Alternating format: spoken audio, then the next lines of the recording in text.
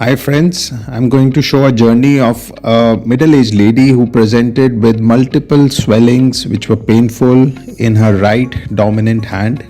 The swellings were present in the thumb and her little finger, and that was cosmetically not acceptable. Functionally it was limiting her movements and it was causing severe disability as it was her right hand. We went on to get MRI done, which revealed they were benign tumors. We got them removed using a cosmetic incision, and she underwent rigorous physiotherapy to regain her functional movements, which were disabled since many years now.